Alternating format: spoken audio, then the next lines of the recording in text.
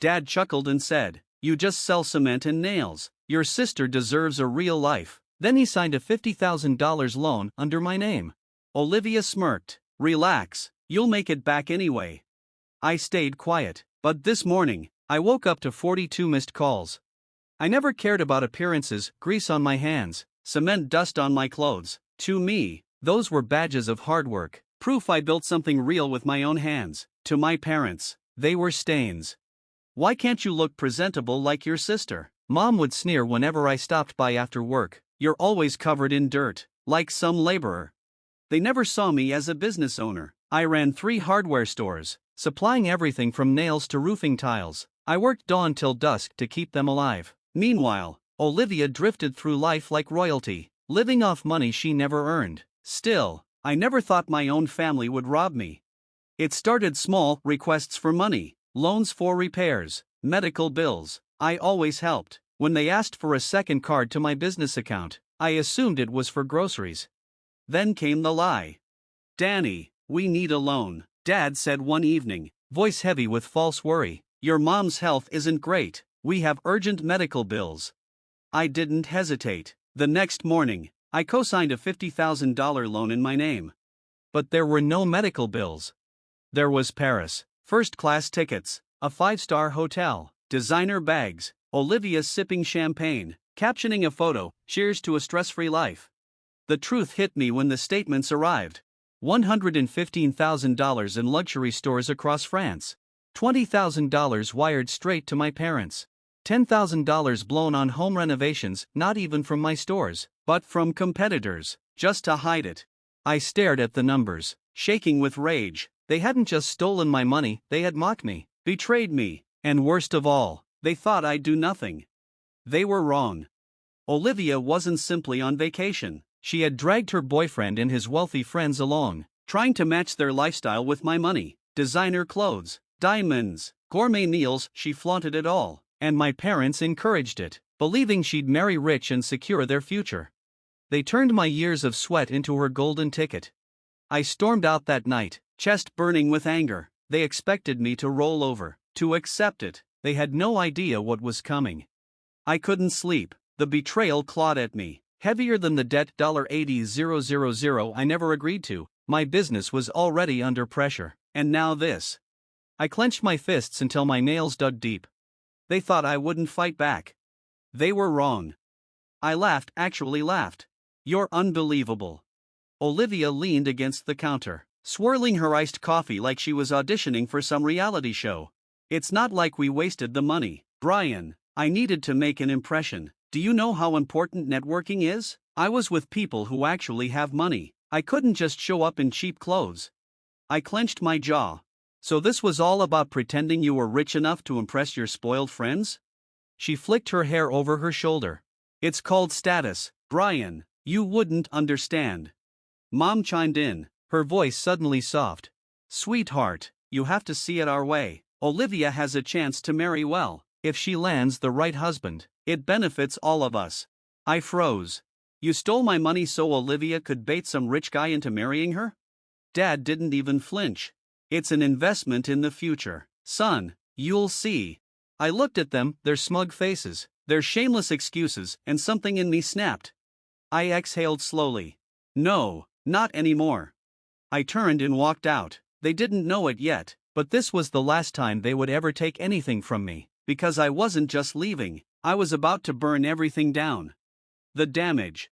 I cut off all contact. No calls, no texts. They thought I was sulking. They had no idea I was planning their downfall. Then I pulled the numbers. $80,000 in debt under my name. $30,000 funneled to my competitor's store.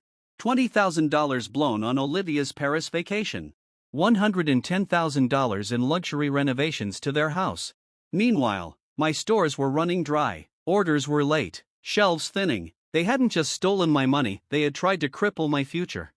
But they underestimated me. First strike. The next morning, I walked into the bank and shut them out. Every account they touched frozen, the secondary card canceled, the transfers I set up for their bills blocked. By noon, the calls came flooding in. "Mom, Brian, what's going on? I can't withdraw money. Dad, call me now. Olivia, WTF. Brian, my rent payment bounced. I smiled. Step 1 complete. Exposing the lie. My lawyer, Mark, didn't even need convincing. This is fraud, and with these forged signatures, slam dunk. That night, I sent the message, I know what you did, I have the statements, the receipts, the proof, you have 48 hours to pay me back or I press charges. Dad called instantly. Brian, son, don't blow this out of proportion. I laughed coldly. You stole from me. It's family, he said, dripping with fake patience. You need to understand. No, I cut him off. You need to understand. Pay me back or I take this to court. Do you really want to test me? Silence, then a sharp exhale. Fine, we'll figure something out. But I knew better. He wasn't going to pay me back, he was going to try to outmaneuver me. Second strike. 2 days later, my friend at the real estate office tipped me off. Your parents are trying to refinance their house. Just thought you should know. I clenched my jaw. Of course, another loan, another scheme to stick me with the fallout. I called Mark, filed a fraud report, and put a lien on their house. He whistled. You're really going all in, huh? They stole from me, I said flatly. I'm just returning the favor. Third strike.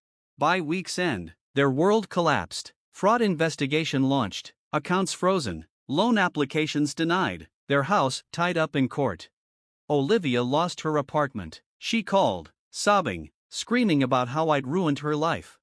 You did that yourself, I told her calmly. All of you did. But I didn't do anything, she wailed. I laughed. Exactly.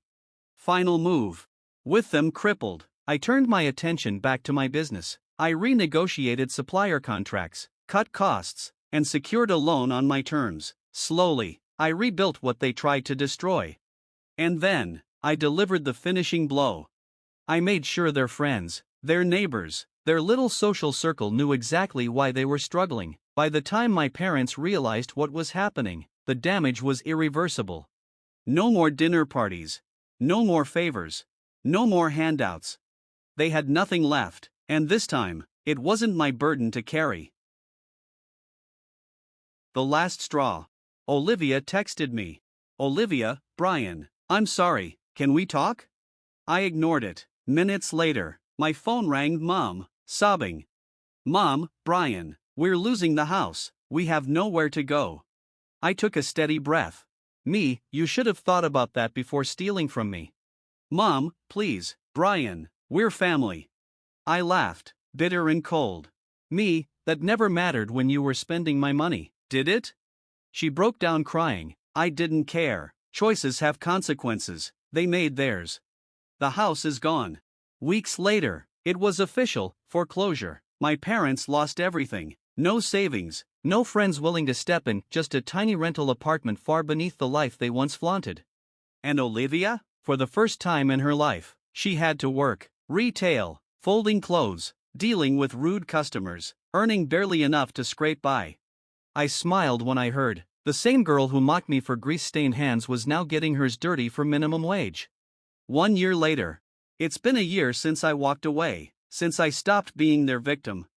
My life? Better than ever. My business recovered and expanded. I opened a new store that's already more successful than my first. I hired more staff, renegotiated with better suppliers, and finally had the stability I'd been chasing for years.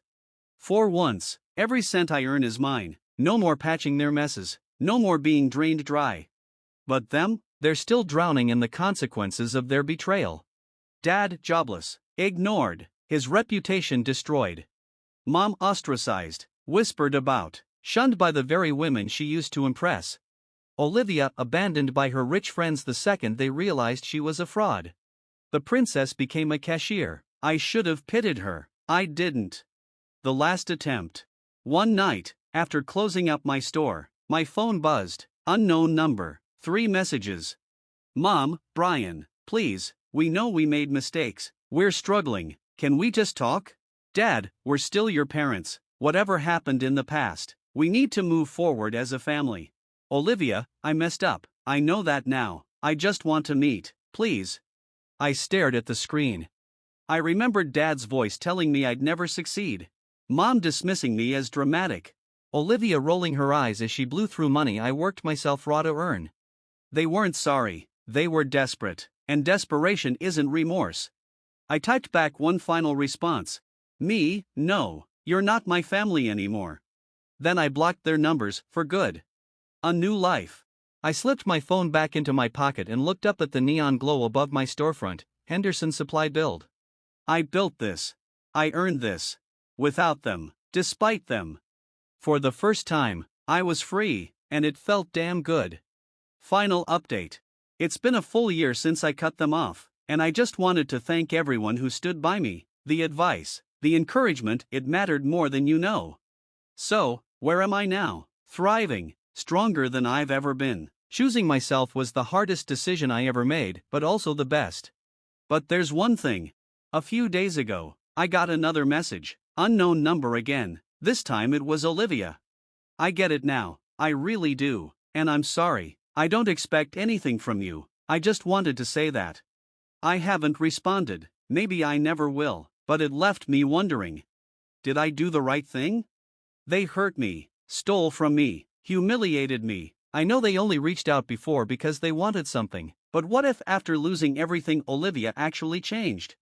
So, Reddit, tell me straight, was I right to cut them off forever? Or am I being too harsh?